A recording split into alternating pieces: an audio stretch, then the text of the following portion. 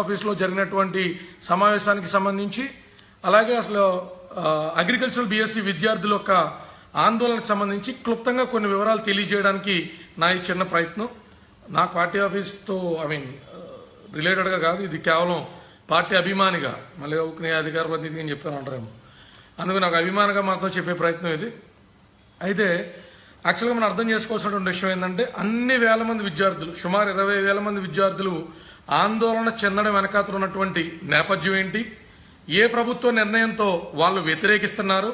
అసలు ప్రభుత్వం తీసుకున్నటువంటి ఆ నిర్ణయం ఈ 20,000 మంది పైచీలకు అగ్రికల్చరల్ బీఎస్సీ కానీ ఎంఎస్సీ కానీ అందులో పీజీ చేస్తున్నటువంటి విద్యార్థులకి కంటగింపుగా ఎందుకు మారిందనేటువంటి అంశాల మీద కొంత బ్రీఫ్గా మీ అందరికీ కూడా తెలియజేసేటువంటి ప్రయత్నం చేద్దాం. అయితే మనం అర్థం చేసుకోవాల్సినటువంటి విషయం, ఇందాక పవన్ కళ్యాణ్ గారు మాట్లాడుతూ కూడా, అలా కొంతమంది విద్యార్థులు మాట్లాడుతూ కూడా ఐసీఏఆర్ గురించి ఇంకొన్ని టెర్మినాలజీస్ గురించి పదే పదే ప్రస్తావించడం జరిగింది. అసలు ఈ ఐసీఏఆర్ అంటే ఏంటి, ఈ Indian council of agricultural research అంటే ఏంటి, దీని నేపథ్యం ఏంటి, దాని చేత గుర్తించబడ్డటువంటి కాలేజీల నుంచి వచ్చినటువంటి విద్యార్థులకే అర్హత ఎందుకు ఎక్కువ ఉంటుంది, ప్రైవేట్ కాలేజీల నుంచో బోగస్ అగ్రికల్చరల్ బీఎస్సీలో ఎంఎస్సీలో చేసినట్టు సర్టిఫికెట్లు తెచ్చుకుంటున్న వాళ్ళను వేళ్ళెందుకు వ్యతిరేకిస్తున్నారనేటువంటి అంశాల మీద మనం ఈరోజు మాట్లాడుకుంటాం. అయితే యాక్చువల్గా మనం గమనిస్తే నారిష్ అంటే national agricultural research and educational system కింద సెంట్రల్ లెవెల్లో ఐసీఏఆర్,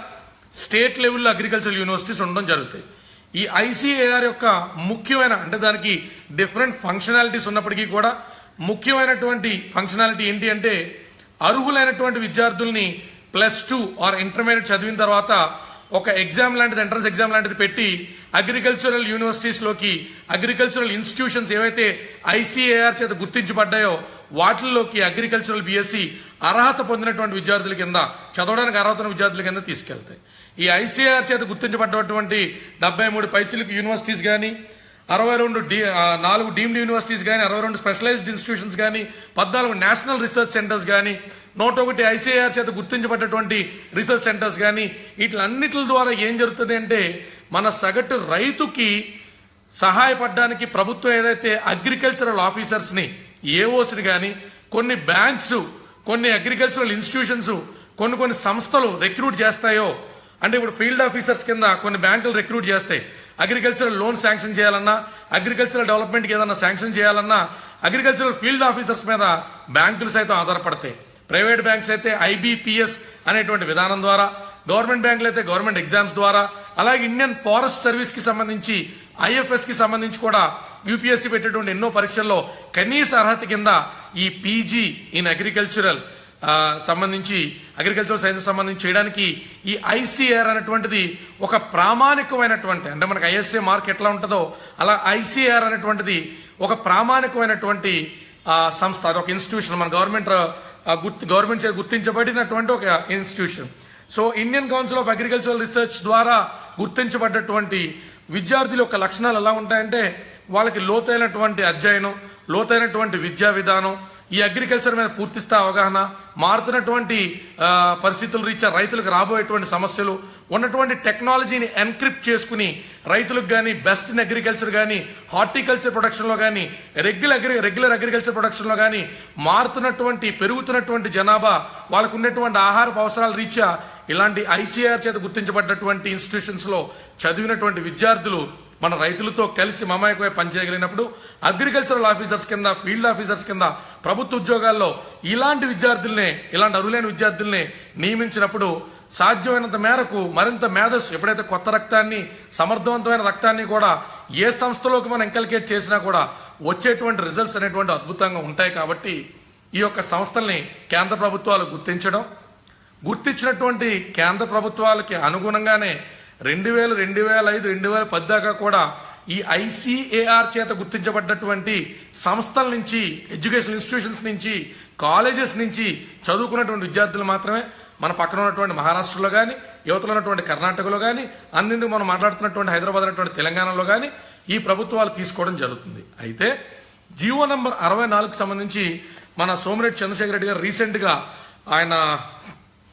ఒక జీవో నంబర్ 64ని ఏదైతే ఆల్రెడీ 2017లో మొన్నే రీసెంట్గా హైకోర్టు కూడా కొట్టేసిందో, dilution of standards in BC agricultural degrees Hyderabad HC suspends AP GO, AP number GO 64ని ఆల్రెడీ మన హైకోర్టు సస్పెండ్ చేసినప్పటికీ కూడా దాని వెనకాల ఆంతర్యం ఏంటంటే ఐసీఏఆర్ చేత గుర్తించబడ్డటువంటి ఇన్స్టిట్యూషన్స్ నుంచే బీఎస్సీ డిగ్రీలు తీసుకున్న వాళ్ళే కాదు, ఏ అంబేద్కర్ ఓపెన్ యూనివర్సిటీ అయినా లేకపోతే ఇంకే రకమైన యూనివర్సిటీల నుంచి అయినా అలాంటి డిగ్రీలు తెచ్చుకున్న వాళ్ళకి ఈ ప్రభుత్వ ఉద్యోగాల్లో కానీ ఈ ప్రభుత్వం పెట్టేటువంటి స్కీమ్స్ లో కానీ కూడా భాగస్వామ్యం కల్పించవచ్చు అంటూ ఆ ఒక సారాంశం తెచ్చినటువంటి జీవో నెంబర్ 64 నిజంగానే చాలా కష్టపడి చదువుకుని ఐసీఏఆర్ చేత గుర్తించబడ్డటువంటి అగ్రికల్చరల్ యూనివర్సిటీస్ లో కానీ విద్యా సంస్థల్లో కానీ అగ్రికల్చరల్ బీఎస్సీ సీట్ కొట్టడం అనేటువంటిది అంత తేలిక కాదు. కానీ ఓపెన్ యూనివర్సిటీస్ లో చాలా మతలబులు ఉంటాయి, చాలా మ్యాజిక్లు ఉంటాయి. ఈ పలానా చోట ఒక 20 పోస్టులు పడ్డాయనుకోండి, ఆ గవర్నమెంట్ సంబంధించిన ఏవో ఆఫీసర్స్ 20 పోస్టులు ఉదాహరణకు పడితే అందులో కష్టపడి ఐసీఆర్ చేత గుర్తించబడ్డటువంటి విద్యా సంస్థల నుంచి గనక చదువుకుని పట్టభద్రులే బయటకు వచ్చిన వాళ్ళు ఉద్యోగం సంపాదిస్తే వాళ్ళకి మంచి జరుగుతుంది, వాళ్ళ అర్హత తగ్గట్టు ఉద్యోగం వచ్చినట్టు ఉంటుంది. అటు రైతులకు కూడా ఇలాంటి మంచి చదువుకున్నటువంటి అగ్రికల్చర్ ఆఫీసర్ వచ్చినప్పుడు ఎన్నో రకాలైనటువంటి మేలు జరిగేటువంటి అవకాశం ఉంటుంది. అదే ఈ 20 మందిలో ఏదన్నా ఓపెన్ యూనివర్సిటీ నుంచి యాక్చువల్గా 2014లో ఏ విధమైనటువంటి అదర్ యూనివర్సిటీస్ కానీ ప్రైవేట్ ఇన్స్టిట్యూషన్స్ కానీ అగ్రికల్చరల్ బీఎస్సీకి సంబంధించినటువంటి అప్లికేషన్స్ తీసుకోవడానికి అవకాశం లేదు అని పేపర్ స్టేట్మెంట్ ఇచ్చినటువంటిది Acharya NG Ranga agriculture university July 23, 2014లో పర్మిషన్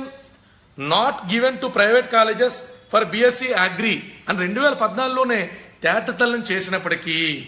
అతి ఉత్సాహంతో ఇందులో ఉన్నటువంటి వాక్యూమ్ రీత్యా ఇందులో ఉన్న ఉద్యోగ అవకాశాల రీత్యా కొన్ని ప్రైవేట్ సంస్థలు దళారీ వ్యవస్థల కింద మారి అగ్రికల్చరల్ బీఎస్సీ అనేటువంటి పట్టభద్రత్వాన్ని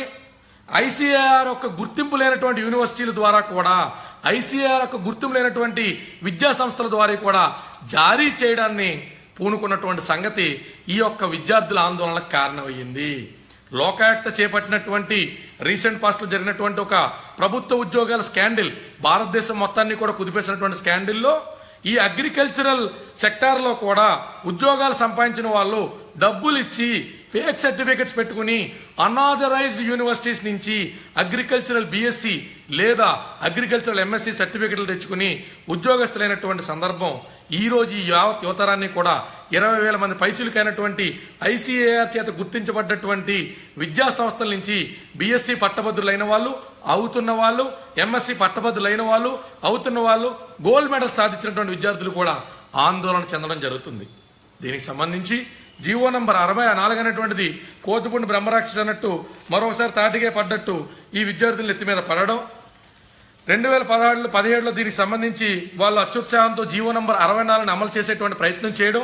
ఎవరైనా సరే అగ్రికల్చరల్ బీఎస్సీకి సంబంధించినటువంటి సర్టిఫికెట్ ఉంటే చాలు, అది ఐసీఆర్ చేత గుర్తించబడ్డటువంటి ఇన్స్టిట్యూషనే కానక్కర్లేదు, వాళ్ళకి ప్రభుత్వ ఉద్యోగాల్లో పోటీ పడేటువంటి అవకాశం, ప్రభుత్వ స్కీమ్స్ లో పోటీ పడేటువంటి అవకాశం ఉంటుంది అనగానే ఈ విద్యార్థులందరూ కూడా తిరుపతిలో వీళ్ళు రావడం,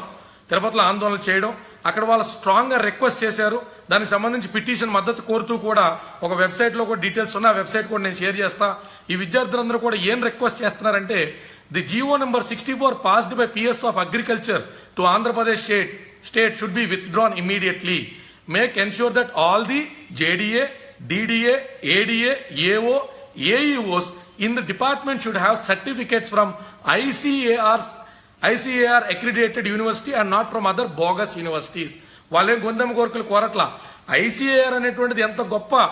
ఆ గుర్తింపు సంస్థ, అగ్రికల్చర్ బీఎస్సీ దాంతో గుర్తించబడ్డటువంటి విద్యా సంస్థల్లో చదివితే మనకు బోలంత భవిష్యత్తు ఉంటుందని బంగార కళలకని ముందరకు వచ్చినటువంటి విద్యార్థులు అవే కళలు నెరవేర్చమని మాత్రమే ప్రభుత్వాన్ని కోరుతూ immediate recruitment of agricultural officers AO and agricultural extension officers AEO, as we don't have any single recruitment since last 5 years and last 3 years by this TDP government, which has promised the single job per each family in Andhra Pradesh state during election campaign of 2014. Immediate eradication of private agricultural colleges from Andhra Pradesh state, because there is no proper employment to our agricultural graduates from Angaru since 2012. Acharya NG Rangarao university నుంచి వచ్చినటువంటి విద్యార్థులకే 2012 నుంచి బయటకు వచ్చినటువంటి పట్టభద్రులకి సరైనటువంటి ఉద్యోగ అవకాశాలు లేనటువంటి ఈ తరుణంలో కొత్తగా ప్రైవేట్ విద్యా సంస్థలు పుట్టుకొచ్చి వాళ్ళు కూడా ఎంతో ప్రతిష్టాత్మకమైనటువంటి ఐసీఏఆర్ నుంచి సర్టిఫై చేయబడ్డటువంటి అగ్రికల్చరల్ బీఎస్సీ సర్టిఫికేషన్ ని ఎద్దేవా చేస్తా, ఎటకారం చేస్తా, వాళ్ళు కూడా ఎడాపెడా సర్టిఫికెట్లు ఇచ్చుకుంటూ వెళ్ళిపోతే మాలాంటి వేలాది మంది విద్యార్థుల భవిష్యత్తు ఏంటి, మేము సేవ చేయాల్సినటువంటి లక్షలాది మంది రైతుల యొక్క పరిస్థితి ఏంటని చెప్పి వీళ్ళ రోడ్లు ఎక్కడం జరుగుతుంది. Without providing employment and why to the government is giving approval for private agricultural colleges, what is the night? Firstly we demand eradicate these colleges. Best regards, agricultural graduates of బంగారు. The petition will be delivered to Somireddy Chandramohan Reddy, Nara Chandrababu Naidu garu and Radha Mohan Singh, agricultural minister central. So ఇవన్నీ ఏంటంటే ఈ GO number 64 రద్దు చేయకపోవడం వల్ల మనం పెట్టుకున్నటువంటి నియామకాలని, మనం పెట్టుకున్నటువంటి సర్టిఫికేషన్స్ని మనమే అవమానించుకున్నటువంటి అవుతుంది. కాబట్టి 2000 సంవత్సరంలో చంద్రబాబు నాయుడు గారు తీసుకున్నటువంటి జీవో నంబర్ 16 ఈ ఐసీఆర్ యొక్క గొప్పతనం, ఔన్నత్యం గురించి నాడు ఆయన పలు దఫాల కింద పలు అగ్రికల్చరల్ మీటింగ్స్లో చెప్పినటువంటి విషయాల్ని జ్ఞప్తి చేసుకుని విద్యార్థుల యొక్క జీవితాలని ఒకసారి పరిశీలించి జీవో నంబర్ 64ని రద్దు చేసేటువంటి దిశగా ప్రభుత్వం ముందరకెళ్లాలని, ప్రైవేట్ అగ్రికల్చరల్ కాలేజెస్ ని ఎట్టి పరిస్థితుల్లో ఎంకరేజ్ చేయకుండా ఐసీఆర్ చేత గుర్తించబడ్డటువంటి కాలేజెస్ నుంచే పట్టభద్రులైనటువంటి అగ్రికల్చరల్ బీఎస్సీ ఆర్ ఎంఎస్సీ విద్యార్థులకు మాత్రమే ప్రభుత్వానికి సంబంధించినటువంటి agriculture extension officers, agricultural officers ఉద్యోగాల్లో కానీ గ్రేడ్ 2 పోస్టుల్లో కానీ అవకాశం కల్పించేటువంటి విధంగా చర్యలు తీసుకోవాలని జనసేన పార్టీ అధినాయకుడి కింద, పార్టీ ప్రెసిడెంట్ కింద పవన్ కళ్యాణ్ గారు డిమాండ్ చేయడం జరిగింది. దీనికి సంబంధించి రీసెంట్ పాస్ట్ లో కోర్టుకి వెళ్ళినప్పుడు కూడా కోర్టులో మొన్న రీసెంట్ గానే దీన్ని కొట్టివేయడం జరిగింది, అంటే ఈ సస్పెండ్ చేయడం జరిగింది జియోకి సంబంధించి. Dilution of standards in BSc agricultural degrees Hyderabad HC suspends AP GO. దీనికి సంబంధించి అప్డేటెడ్ 2017 ఆగస్ట్ 11, మొన్న ఆగస్ట్ 11వ తారీఖున ఈ జియోకి సంబంధించి సస్పెండ్ చేస్తూ దీని రకమైన విధానం వల్ల ఇప్పుడు ఆల్రెడీ బోగస్ సర్టిఫికెట్లతో ఉద్యోగాలు అనిపిస్తున్న వాళ్ళకి ఇది ఒక షీల్డ్ కింద మారేటువంటి పరిస్థితి ఉన్నది. జియో నెంబర్ 64 అనేటువంటిది బోగస్ యూనివర్సిటీ నుంచి అగ్రికల్చరల్ బీఎస్సీ లేదా ఎంఎస్సీ సర్టిఫికెట్లు తెచ్చుకుని ఆల్రెడీ ఆంధ్రప్రదేశ్ ప్రభుత్వంలో కానీ, ఆంధ్రప్రదేశ్ ప్రభుత్వంలో అగ్రికల్చరల్ శాఖలో ఆల్రెడీ ఏఓల కింద, ఏఈఓల కింద ఉన్నటువంటి వ్యక్తుల యొక్క ఆటలు సాగడానికి వాళ్ళకి ఇది ఒక షీల్డ్ కింద మారేటువంటి అవకాశం ఉందనేటువంటి విషయాన్ని తెలియజేయడం జరిగింది. అందుకని శ్రీ కొణిదెల పవన్ కళ్యాణ్ గారు, జనసేన పార్టీ చీఫ్ కోరినటువంటి ఈ అంశం వేల మంది విద్యార్థుల యొక్క భవితవ్యంతో ముడిపడి ఉన్నది. కాబట్టి మన కార్యకర్తలు కూడా దీని మీద మరింత కొన్ని డాక్యుమెంట్స్ కూడా ఈ వీడియో అయిపోయిన తర్వాత అప్లోడ్ చేస్తా. సో దాని మీద కూడా కొంత స్టడీ చేసి ప్రభుత్వ పెద్దలకు తెలియజేసి, అలాగే పవన్ కళ్యాణ్ గారు కోరుకున్నట్టు సోమిరెడ్డి చంద్రశేఖర్ రెడ్డి గారు కూడా దీని మీద పాజిటివ్ ఒపీనియన్ లో ఉండి జీవో నెంబర్ 64ని అమలు చేయకుండా ఇతర రాష్ట్రాలు ఏ రకంగా జీవో నెంబర్ 16 అమలు మాత్రమే కొనసాగుతా ఐసీఏఆర్ యొక్క ప్రాముఖ్యతనే కాపాడుతా certified, eligible, educated, well talented staff ఏదైతే మనకి ఐసీఏఆర్ ఎడ్యుకేషన్ ఇన్స్టిట్యూషన్ నుంచి బయటకు వస్తుందో అలాంటి క్రీమీ లేయర్ పీపుల్ తో మాత్రమే మన ప్రభుత్వ ఉద్యోగాలని నింపాలని, భర్తీ చేయాలని మనస్ఫూర్తిగా కోరుకుంటూ జై జనసేన, జై హింద్.